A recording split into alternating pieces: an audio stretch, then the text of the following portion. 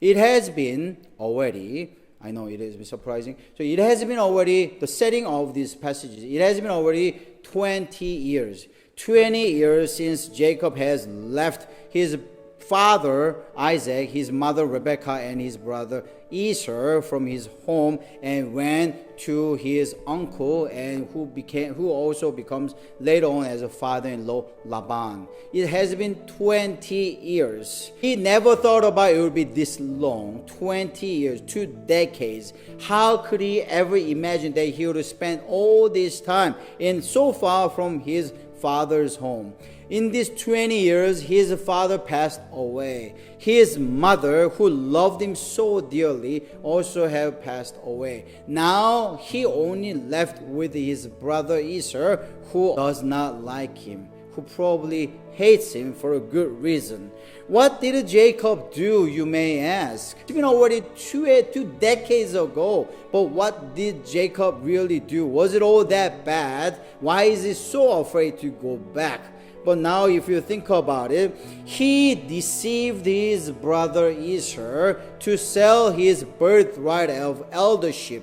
So Jacob, the younger brother, asked his brother Esau, older brother Esau, to sell his birthright for a bowl of soup. That was 20 some years ago. And would Esau still remember that? He may think. But of course he does. Now later on we'll find out. Not only that, when Jacob wants to be blessed by his father Isaac, that he did not want to be blessed as an elder. But his mother Rebekah said, I will get all the cursing. If there is any curse that is due to you, that I will receive on your behalf, but you go in as if you are your brother Esau, with a fall on your hand, and I'll prepare a soup for your father, so you get the blessing of the elder from your father Isaac. So he not only deceived his brother Esau,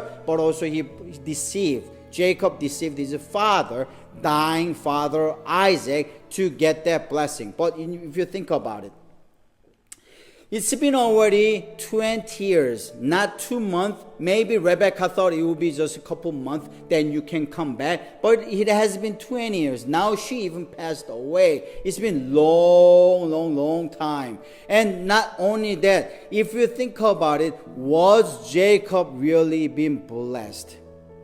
Well, Jacob has been really blessed. He wanted to get blessing from his brother Esau and his father Isaac. But look at his life. For the life of last 20 years, his life has been on the full of deception, on the full of despair, on the full of so much of dissatisfaction, loneliness, and pain, because he was so far away from his home, his loving mother.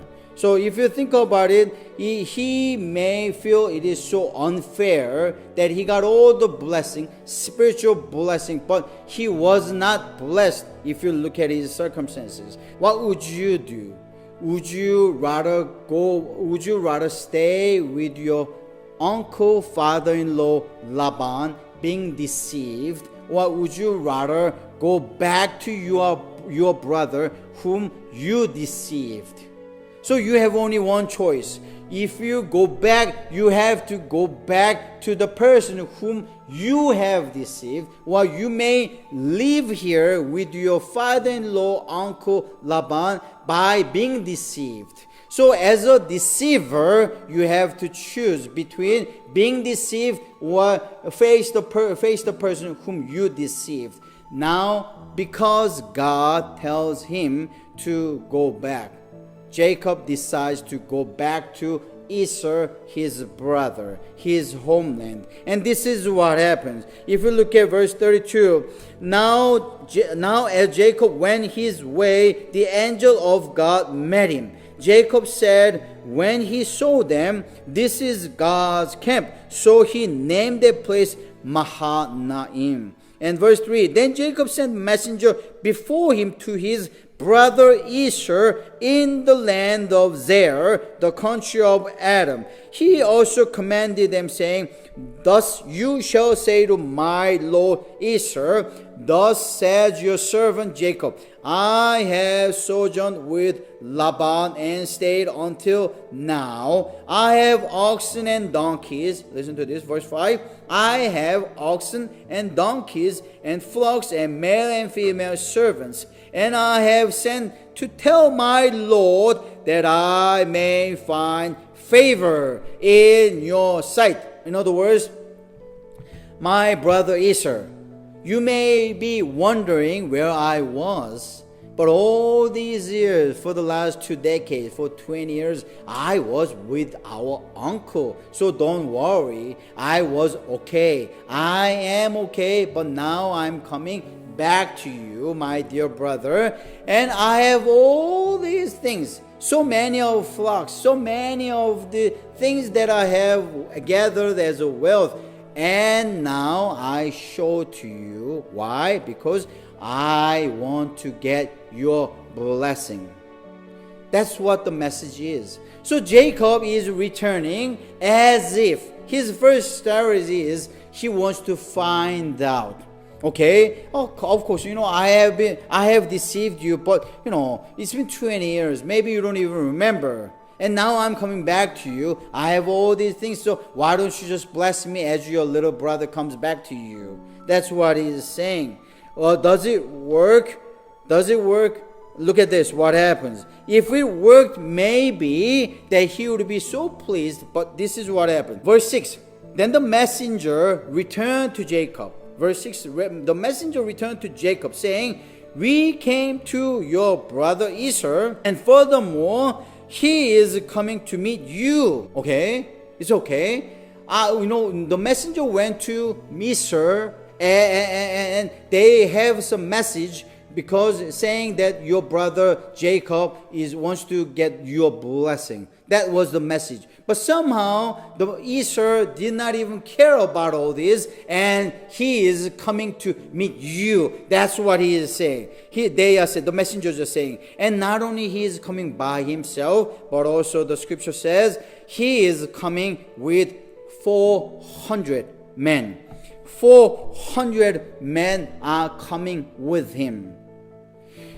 Do you think Esau is preparing some huge welcoming party for Jacob, to welcome my brother Jacob? Oh, let's party, So I'm coming with all these people to celebrate. Do you think this is what this is? That isn't so. And Jacob knows it. And he says in verse 7, then Jacob was greatly afraid and distressed. That means he did not have any power in his legs. He just fell down on the ground and he couldn't do anything. This was what's happening. Now he faced the reality. He was wishing that his brother Esau would not remember. 20 years ago, I may have deceived you, but you don't know what kind of life I lived. You do not know what I have faced. You lived with your mom, Rebecca, that I loved, and whom loved me so dearly, and you all these years lived with my father Isaac, but I haven't seen him. I was not even there on his deathbed. I am the one who should be cherished. I am the one who should be encouraged. I am the one who was not blessed, but I was the one who was cursed. Now you should encourage me. That's what I may think in my mind. But Esau does not know that and does not think that. That's why he is coming with all his army of people to meet his brother. When you think about it, who was really blessed? Was Jacob really been blessed all these 20 years? Do you think, does it look like the person who has been blessed, who by stealing the birthright of his brother Esau as an eldership, also got a blessing from his father Isaac as an elder? Does he look like a person who has been blessed? Or do you think he is a total failure? He is a total loser. That's what it seems to himself. In this moment of facing his brother Esau, now Jacob is no longer the one who was blessed. In everyone's perspective, it is Esau who has been blessed, Jacob who has been cursed. It has been Esau who has been success, and it is Jacob who is loser at this moment.